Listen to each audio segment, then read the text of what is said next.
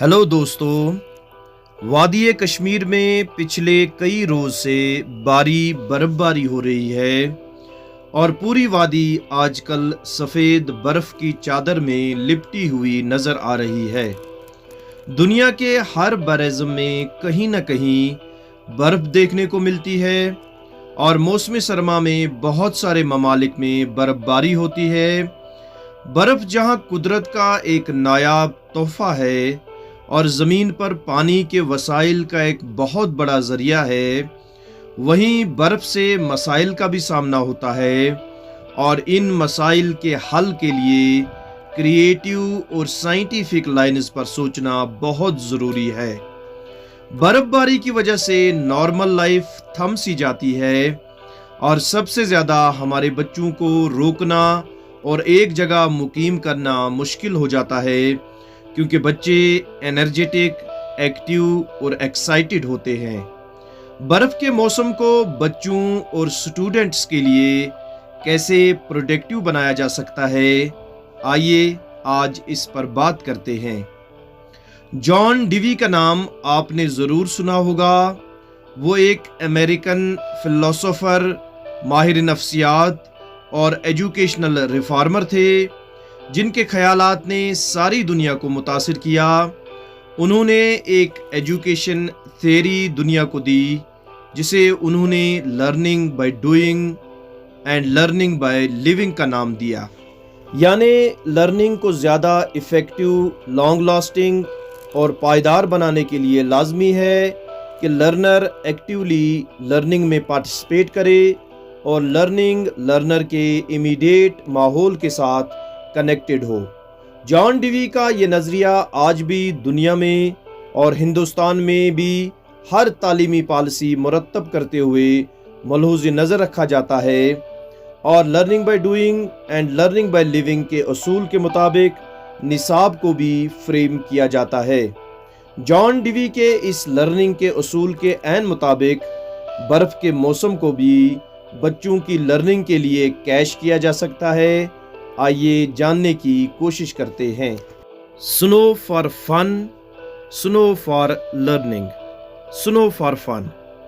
बच्चे खेलकूद और फन के लिए हर वक्त तैयार होते हैं, क्योंकि ये उनकी नेचुरल टेंडेंसी है और नेचुरल अर्ज भी है।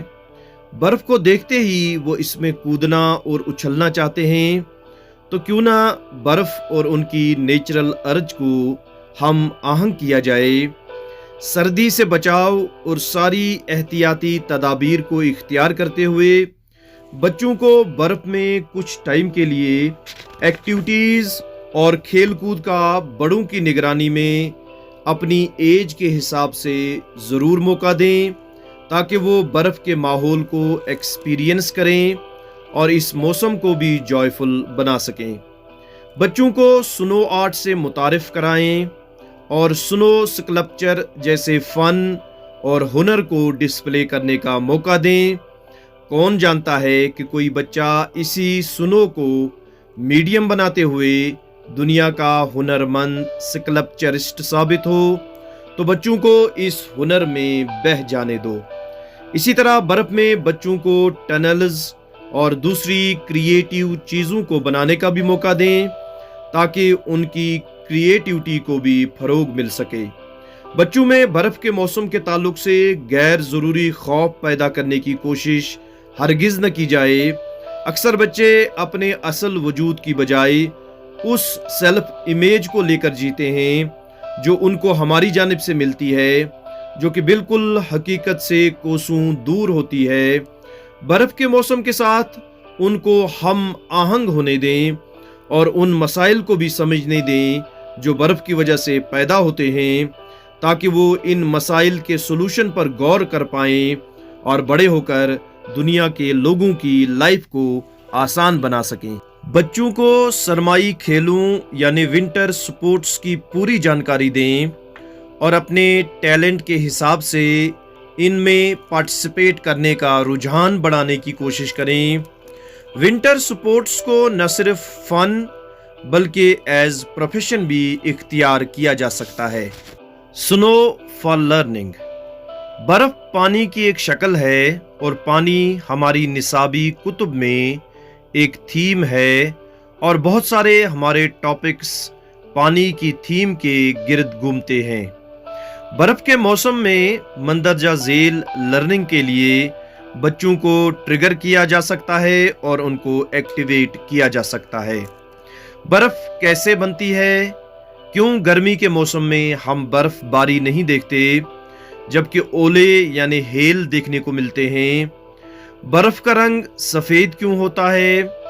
दुनिया के किन ममालिक में बर्फबारी होती है? क्या बर्फबारी और सेहत और एवरेज लाइफ का आपस में कोई वास्ता है? बर्फबारी वाले ममालिक के लोगों का स्किन कलर कैसा होता है? बर्फ से ग्लेशियर्स का वजूद और बर्फबारी से पोल्यूशन में कमी वगैरह मौज़ूआत पर बच्चों से मिलकर प्रोजेक्ट्स तैयार करवाए जा सकते हैं जिससे लर्निंग को रेनफोर्स किया जा सकता है और बच्चों में इंक्वायरी, रिसर्च और साइंटिफिक टेम्पर को बढ़ावा दिया जा सकता है। बर्फबारी और एडवर्स वेदर कंडीशंस में महकमा मौसमियात का वजूद नुमाया हो जाता है। मेटीरियोलॉजी एज ए सब्जेक्ट बच्चों में मुतारिफ किया जा सकता है और बच्चों में इस सब्जेक्ट के रिलेटेड इंटरेस्ट पैदा की जा सकती है। भारी बर्फबारी के मौसम में डिजास्टर के वकू पजीर होने का खदशा बढ़ जाता है। बच्चों को डिजास्टर और खासकर स्नो डिजास्टर के ताल्लुक से अवेयर किया जा सकता है और इसकी मैनेजमेंट के लिए उनको ट्रिगर किया जा सकता है ताकि बच्चे बड़े होकर एक बेहतर डिजास्टर मैनेजमेंट के माहिर साबित हों। बड़े बच्चों को अपने सहन में और अपनी गली में बर्फ साफ करने की तहरीक की जा सकती है ताकि उनमें मावनत करने का स्किल डेवलप हो। इसी तरह से बच्चों के साथ मिलकर स्नो रिलेटेड बहुत सारी एक्टिविटीज़ की जा सकती हैं बच्चों के एज के हिसाब से और उनके ग्रेड्स के हिसाब से।